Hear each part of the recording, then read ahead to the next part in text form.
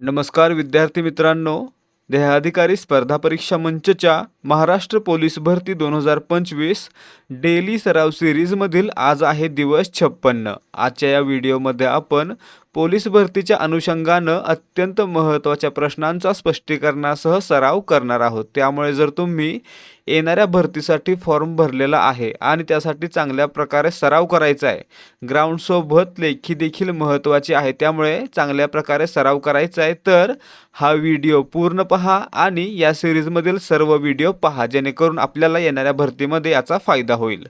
आता सुरुवात करूयात आजच्या व्हिडिओला. त्या अगोदर सर्वांना विनंती आहे की व्हिडिओ पूर्ण पहा आणि आवडला तर व्हिडिओला लाईक करा. जर तुम्हाला माहिती समजत असेल तरच व्हिडिओला लाईक करा. प्रश्न क्रमांक 1147, लोकटक सरोवर कोणत्या राज्यामध्ये आहे? आता या ठिकाणी पहा मित्रांनो, लोकटक सरोवर आहे ते भारतातील ईशान्येकडील मणिपूर या राज्यामध्ये आहे. म्हणजे आपलं उत्तर काय असणार आहे? पर्याय 4. तर मित्रांनो, हे ईशान्य भारतातील सर्वात मोठं गोड्या पाण्याचं सरोवर आहे. यावर देखील प्रश्न येऊ शकतोय. तसेच या ठिकाणी एक राष्ट्रीय उद्यान देखील आहे, ज्याचं नाव आहे कैबुल लामजो राष्ट्रीय उद्यान. ठीक आहे, कैबुल लामजो. तर मित्रांनो, हे काय आहे? एक तरंगत राष्ट्रीय उद्यान आहे. ठीक आहे, या गोष्टी देखील लक्षात ठेवायच्या आहेत. पुढचा प्रश्न पहा, 1148. भारतीय राज्यघटनेच्या कोणत्या कलमामध्ये राज्याचे महाधिवक्ता नियुक्त केले जातात? या ठिकाणी पहा मित्रांनो, भारतीय राज्यघटनेच्या कलम 165 मध्ये तरतूद आहे महाधिवक्ता या पदाची. महाधिवक्ता म्हणजे कोण? तर राज्याचा वकील, राज्यातील सर्वोच्च कायदा अधिकारी. ठीक आहे, म्हणजे आपलं उत्तर पर्याय 1. यांची नियुक्ती कोण करतं? तर राज्याचे राज्यपाल करतात. ठीक आहे, भारतीय राज्यघटनेच्या कलम 165 अन्वये महाधिवक्ता या पदाची तरतूद आहे, ज्यांची नेमणूक किंवा नियुक्ती राज्यपालांद्वारे केली जाते. त्यासोबतच पहा, ज्याप्रमाणे राज्यपाल महाधिवक्त्याची नियुक्ती करतात, काय म्हणून करतात? तर राज्याचे वकील किंवा राज्यातील सर्वोच्च कायदा अधिकारी. त्याचप्रमाणे केंद्रासाठी कोणतं पद आहे? कमेंट करून सांगायचं आहे. राष्ट्रपती कोणाची भारताचे सर्वोच्च कायदा अधिकारी किंवा भारतीय सरकारचे वकील म्हणून नियुक्ती करतात? कमेंट करून सांगायचं आहे. प्रश्न क्रमांक 1149. भारतीय संविधानात मूलभूत कर्तव्ये कोणत्या देशाकडून घेतलेली आहेत? मित्रांनो, भारतीय संविधानामध्ये मूलभूत कर्तव्ये आहेत ती 1976 साली 42व्या घटनादुरुस्तीने समाविष्ट करण्यात आली. आणि मित्रांनो, ही कोणाकडून घेतली? तर USSR म्हणजेच सोव्हिएत युनियन म्हणजेच रशियाकडून घेतली. लक्षात ठेवायचं आहे, रशियाकडून काय घेतलं आपण? मूलभूत कर्तव्य. पर्याय 2. त्यावेळी त्याला काय म्हटलं जायचं? USSR किंवा सोव्हिएत युनियन असं म्हटलं जायचं. ठीक आहे, त्यासोबतच पहा, कॅनडाकडून काय घेतलं? आपण घेतली कॅनडाकडून संघराज्य पद्धत. ठीक आहे, आयर्लंडकडून काय घेतलं? मार्गदर्शक तत्वे. फ्रान्सकडून स्वातंत्र्य, समता, बंधुता सरनाम्यातील तत्व घेतली, मूल्य घेतली. ठीक आहे, या प्रकारे राज्यघटनेचे स्रोत आपल्यासाठी आवश्यक आणि महत्त्वाचे आहेत. प्रश्न क्रमांक 1150. टायफॉइड हा आजार मानवी शरीराच्या कोणत्या भागावर होतो? आता मित्रांनो, टायफॉइड हा आजार आहे तो एक बॅक्टेरियल म्हणजे जीवाणूजन्य आजार आहे. जीवाणूजन्य आजार आहे जो सॅल्मोनेला टायफी नावाच्या जीवाणूमुळे पसरतो. त्यासोबतच पहा मित्रांनो, टायफॉइड आहे तो एक पचनासंबंधी आजार आहे जो मोठ्या आतड्यांना होतो. कशाला होतो? मोठ्या आतड्यांना. म्हणजे आपलं उत्तर पर्याय 3 असणार आहे. टायफॉइड, मोठे आतडे. आणि मित्रांनो, यामुळे काय होते? पचनसंस्थेमध्ये बिघाड होतो. ठीक आहे. प्रश्न क्रमांक 1149. गोल्डन गर्ल हे आत्मचरित्र कोणाचे आहे? मित्रांनो, गोल्डन गर्ल असं कोणाला म्हटलं जायचं? तर भारताची धावपटू PT उषा हिला म्हटलं जायचं, यांना म्हटलं जायचं. ठीक आहे, किंवा यांना पय्योली एक्सप्रेस या नावानं देखील ओळखलं जायचं. यांचं आत्मचरित्र आहे गोल्डन गर्ल. म्हणजे आपलं उत्तर पर्याय 1. मेरी कोमचं आत्मचरित्र काय आहे? Unbreakable. Saina Nehwal playing to win आणि Sania Mirza ace against odds. ठीक आहे.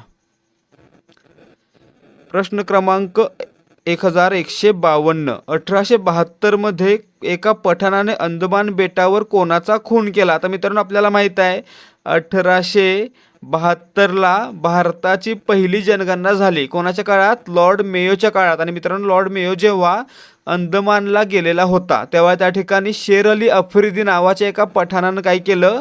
लॉर्ड मेयोची हत्या केलेली आहे. म्हणजे आपलं उत्तर पर्याय 1, लॉर्ड मेयोची हत्या 1872ला अंदमान बेटावर शेर अली अफरिदी नावाच्या पठाणानं केली. ठीक आहे. प्रश्न क्रमांक 1153. 2030च्या राष्ट्रकुल स्पर्धेचे आयोजन कोणत्या देशात करण्यात येणार आहे? मित्रांनो, राष्ट्रकुल क्रीडा स्पर्धा आहेत त्या काय आहेत? दर 4 वर्षांनी आयोजित केल्या जाणाऱ्या स्पर्धा आहेत. यांना काय म्हणतो आपण? कॉमनवेल्थ गेम्स असं देखील म्हणतो. आणि मित्रांनो, या ठिकाणी 2022ला स्पर्धा पार पडलेली होती. त्यानंतर 2026ला ही स्पर्धा ऑस्ट्रेलियामध्ये पार पडणार आहे आणि 2030ला ही स्पर्धा आहे ती भारतामध्ये पार पडणार आहे. म्हणजे आपलं उत्तर पर्याय 1, भारत. 2026 लक्षात ठेवा ऑस्ट्रेलिया, 2030ला भारत. प्रश्न क्रमांक 1154. पहिल्या आधुनिक सूतगिरणीची स्थापना मुंबई येथे 1854 कोणी केले? मित्रांनो, 1854 साली मुंबई या ठिकाणी CN दावर म्हणजेच कावसजी नानाभाई दावर यांनी काय केली? पहिली सूतगिरणी स्थापन केली. म्हणजे आपलं उत्तर पर्याय 3, CN दावर, कावसजी नानाभाई दावर. ठीक आहे. पुढे पहा.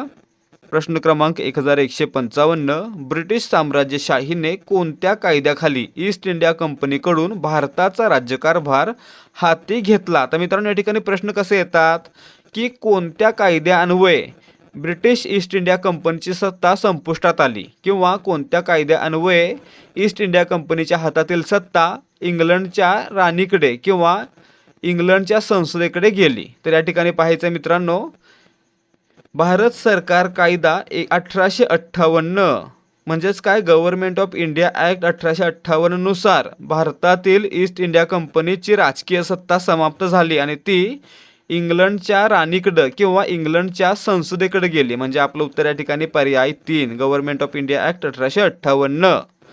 या अगोदर काय झालं होतं? 1857चा उठाव झाला होता आणि त्यामुळेच हा पुढचा कायदा आलेला होता.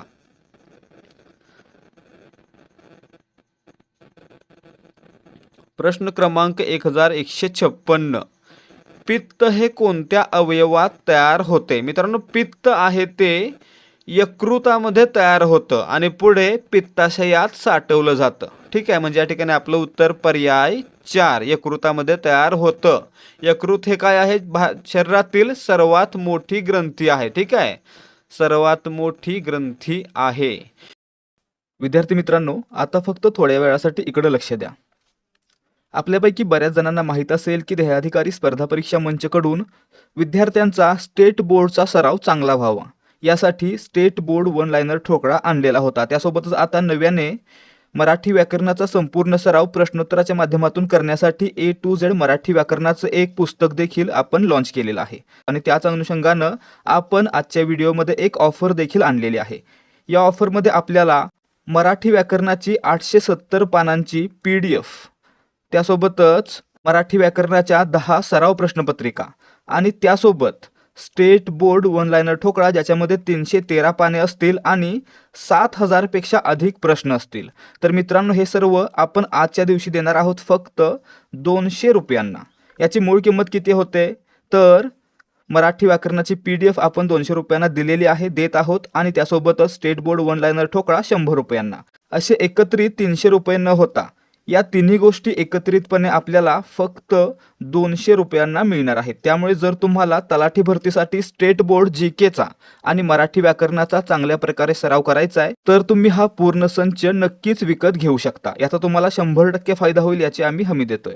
तर विद्यार्थी मित्रांनो, तुम्हाला हे सर्व एकत्रितपणे विकत घ्यायची देखील गरज नाहीये. तुम्हाला या सर्वांचा डेमो पाहता येणार आहे. तुम्हाला A to Z मराठी व्याकरणाचा पहिला टॉपिक मराठी वर्णमाला याची पूर्ण PDF फ्रीमध्ये मिळणार आहे. त्यासोबतच स्टेट बोर्ड वन लाइनर ठोकळा याचा देखील डेमो पाहता येणार आहे आणि त्यासोबतच मराठी व्याकरणाच्या 10 प्रश्नपत्रिकांपैकी पहिली प्रश्नपत्रिका देखील तुम्हाला फ्रीमध्ये पाहायला मिळणार आहे. त्यामुळे जर तुम्हाला हा ठोकळा घ्यायचा आहे किंवा याच्यामध्ये इंटरेस्ट आहे तर 75 17 24 91 19 या व्हॉट्सॲप नंबरवर डेमो किंवा सॅम्पल असा मेसेज करायचा आहे आणि यामध्ये फ्री PDF पाहायचे आहेत आणि जर तुम्हाला आवडलं तर तुम्ही 200 रुपयांना हा पूर्ण संच विकत घेऊ शकता.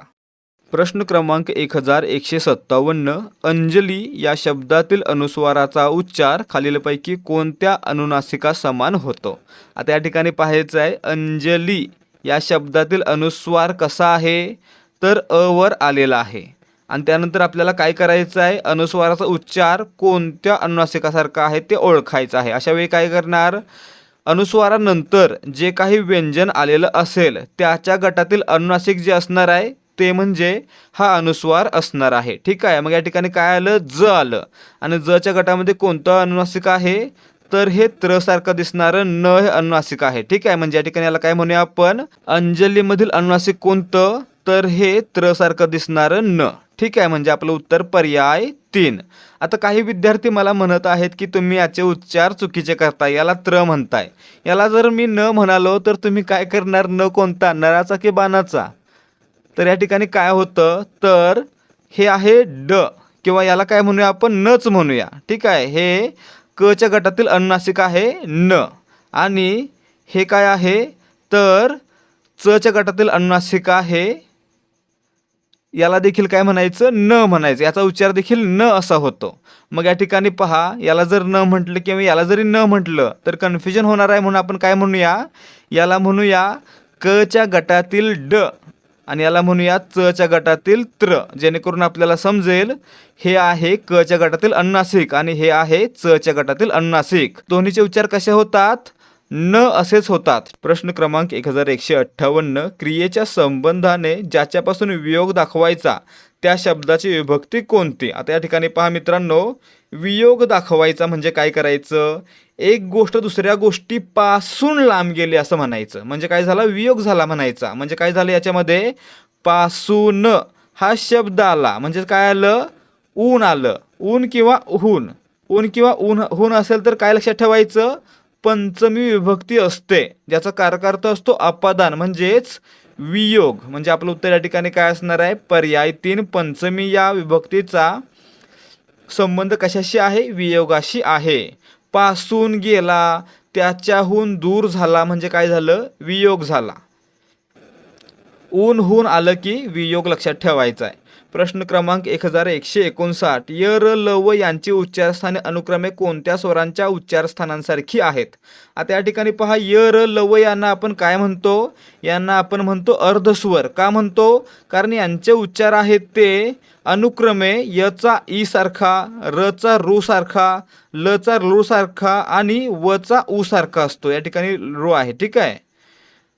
या प्रकारे उच्चार होतात, म्हणून यांना काय म्हणायचं, अर्धस्वर म्हणायचं. कारण काय, कारण यांचे उच्चार आहेत ते या स्वरांच्या उच्चारासारखे आहेत, म्हणून या सर्व व्यंजनांना अर्धस्वर असं आपण म्हणतो. म्हणजे आपलं उत्तर पर्याय 1. ई आहे ते य आहे ते ई सारखं, र आहे ते रू सारखं, ल आहे ते रू सारखं आणि व आहे ते ऊ सारखं उच्चार होतो. ठीक आहे.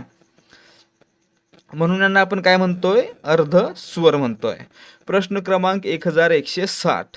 दोन व्यंजने एकत्र येतात तेव्हा त्याला काय म्हणतात? आता या ठिकाणी पहा, यामध्ये देखील प्रकार आहेत.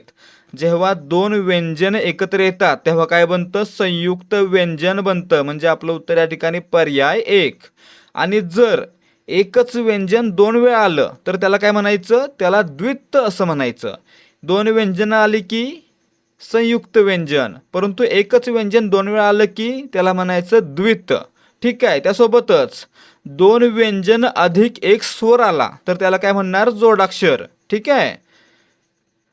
पुढे पहा, प्रश्न क्रमांक 1161. सव्यापसव्य या शब्दाचा समानार्थी शब्द लिहा. मित्रांनो, सव्यापसव्य म्हणजे काय, एखादी गोष्ट वाढवून ठेवणे किंवा नुसती उठाठेव करणे. म्हणजे आपलं उत्तर पर्याय 2, नुसती उठाठेव. ठीक आहे.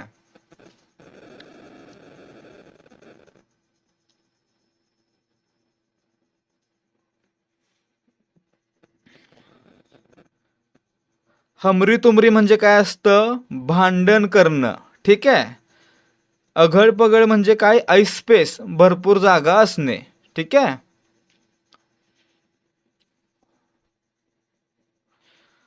प्रश्न क्रमांक 1162 ऊर्ध्वगामी या शब्दाचा विरुद्धार्थी शब्द पुढीलपैकी कोणता? आता या ठिकाणी पहा, ऊर्ध्व म्हणजे वर आणि गामी म्हणजे जाणारा, त्याला विरुद्धार्थी अधो म्हणजे खाली आणि गामी म्हणजे जाणारा. म्हणजे काय? ऊर्ध्वगामीला विरुद्धार्थी अधोगामी. म्हणजे आपलं उत्तर पर्याय 2. ऊर्ध्व म्हणजे वर, अधो म्हणजे खाली. प्रश्न क्रमांक 1163 सामान्य रूप होताना पुढीलपैकी कोणत्या शब्दाच्या रूपात विकृती होते? आता मित्रांनो, सामान्य रूप म्हणजे काय? समजा एखाद्या शब्दाला विभक्ती प्रत्यय किंवा शब्दयोगी अव्यय जोडलं जाणार आहे, तर त्या अगोदर त्या शब्दाच्या रूपामध्ये जो काही बदल होतो त्या बदलाला काय म्हणायचं? त्याला म्हणायचं त्या शब्दाचं सामान्य रूप. उदाहरणार्थ, जर आपण धोबी हा शब्द घेतला, शेवटी काय आहे? बी आहे, परंतु जर त्याला आपण ला हा प्रत्यय लावायचा असेल तर काय होतं? धोबीचं धोब्या होतं, धोब्या ला. ठीक आहे, म्हणजे या ठिकाणी काय झालं? ला हा प्रत्यय लावण्यापूर्वी धोबीचा धोब्या झाला, म्हणजे धोब्या हे काय झालं? धोबीचं सामान्य रूप. म्हणजे या ठिकाणी खालीलपैकी जे शब्द आहेत त्यांचं सामान्य रूप होताना कोणत्या शब्दाच्या रूपामध्ये बदल होतो ते आपल्याला ओळखायचं आहे. या ठिकाणी पहा, कवी कवीला बदल झाला का? नाही झाला. दासी दासीला नाही झाला. चाकू चाकूला नाही झाला. आणि लिंबू लिंबूला लिंबूला नाही मित्रांनो, या ठिकाणी काय होतं? लिंबवाला असं होतं. म्हणजे काय झालं? लिंबवा हे लिंबूचं सामान्य रूप. म्हणजे या ठिकाणी पर्याय 1 लिंबू या शब्दाचं सामान्य रूप होताना त्याच्या रूपामध्ये बदल होतो, म्हणजेच विकृती होते. बदल होणे म्हणजे विकार होणे किंवा विकृती होणे. ठीक आहे. प्रश्न क्रमांक 1164 ज्याच्या हाती ससा तो पारधी यामध्ये आलेली सर्वनामे कोणत्या प्रकारची आहेत? त्या ठिकाणी पहा, ज्याच्या संबंधी सर्वनाम आणि तो दर्शक सर्वनाम. म्हणजे या ठिकाणी काय झालं? या वाक्यामध्ये संबंधी आणि दर्शक दोन्ही सर्वनामे आलेली आहेत. पर्याय 2. संबंधी कोणती कोणती? जो जी जे ज्या. ठीक आहे. आणि दर्शक कोणती? तो ती ते हा ही हे. प्रश्न क्रमांक 1165 काकदृष्टीने पाहणे या वाक्प्रचाराचा अर्थ काय? मित्रांनो, काकदृष्टीने पाहणे म्हणजे काय?